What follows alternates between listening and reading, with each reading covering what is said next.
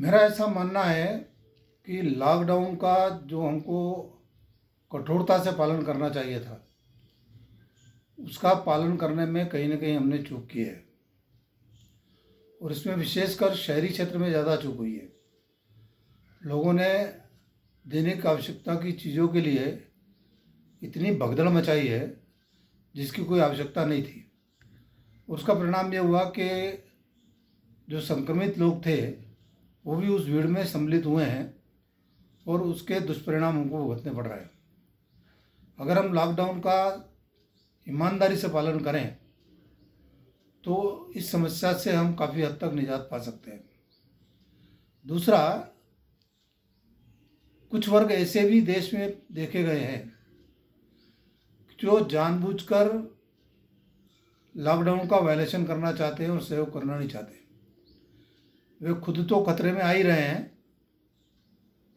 परंतु पूरे समाज को खतरे में डाल रहे हैं। ऐसे लोगों से भी मैं अपील करना चाहूँगा कि मानवता की रक्षा के लिए उन्हें अपने रवैये में सुधार करना चाहिए।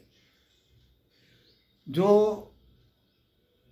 सावधानियां बरतने की बात लगातार कही जा रही है मीडिया के माध्यम से, जनप्रतिनिधियों के माध्यम से, विशेषज्ञों के माध्यम से, उसका पालन भी हम जाने अनजाने में नहीं कर रहे हैं।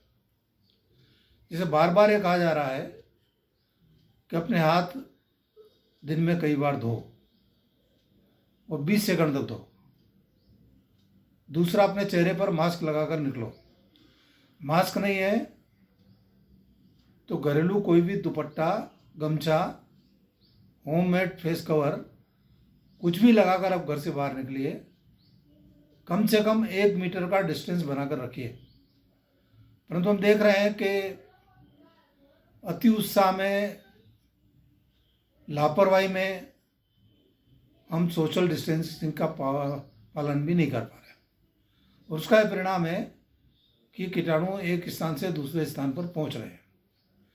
अभी पिछले दिनों पिज़्ज़ा बॉय की वाली बात हमारे सामने आई है। दिल्ली के अंदर पिज़्ज़ा बॉय ने संक्रमित हुआ और 72 घरों में उसने सप्लाई किया। तो आज उन 72 घरों को क्वारंटाइन करने की स्थिति हमारी बन गई है। हम सब जानते हैं इस बात को कि इस बीमारी का इलाज अभी तक नहीं ढूंढा जा चुका है और चाइना में तो स्थिति ये बनी है कि हुबेई में कोरोना का संक्रमण एक बार फिर से प्रारंभ हो गया है। उसका कारण भी यही है कि जैसे चीन से बाहर कोरोना के वायरस गए वैसे ही हुबेई में इंटरनेशनल फ्लाइट उन्होंने चालू की तो उनका संक्रमण वापस लौटकर उन हवाई मार्गों से वापस हुबेई में पहुंच रहा है। तो लॉकडाउन को, कठिनाइयों को से घबराते हुए जो लोग लगातार इस बात की कोशिश कर रहे हैं कि लॉकडाउन का पालन न हो या लॉकडाउन को ख़त्म किया जाए, उनको इस बात को समझना होगा कि लॉकडाउन ही एक ऐसा हथियार है जिससे हम ज़्यादा से ज़्यादा लोगों को संक्रमित होने से बचा सकते हैं। तो मेरा तो ये आग्रह रहेगा कि लॉकडाउन का अपनी सेफ्टी के लिए, अपने समाज की सेफ्टी के लिए कठोरता से पालन करने की कोशिश करें। एक चीज़ घर में कम हो सकती है पर उससे भी दरगुजर कर कर हमको अपनी समय को व्यतीत करना पड़ेगा। मंदसौर के कई ग्रामीण अंचलों में भी अब वायरस फैल रहा है साहब, क्या कहेंगे? ये बड़ी दुखद बात है। अभी तक हम केवल शहरी क्षेत्र को ही ग्रसित होता देख रहे थे परंतु उसका रीज़न भी वही है कि हम लॉकडाउन का पालन नहीं कर पा रहे हैं। जैसे उदाहरण के लिए आज भी गांव से दूध बाज़ार में आ रहा है, सब्जी गांव से बाज़ार में आ रही है। अब जो लोग सब्जी और दूध लेकर आ रहे हैं निश्चित रूप से इनमें से कुछ संक्रामक होकर वायरस के प्रभाव को गांव तक पहुंचा रहे हैं। इसलिए उन्हें भी इस तरह की सावधानी रखने की आवश्यकता है। पर बड़ी कठिनाई यह है कि सरकार को ज़रूरत की न्यूनतम चीज़ों की आवश्यकता की पूर्ति भी करना है।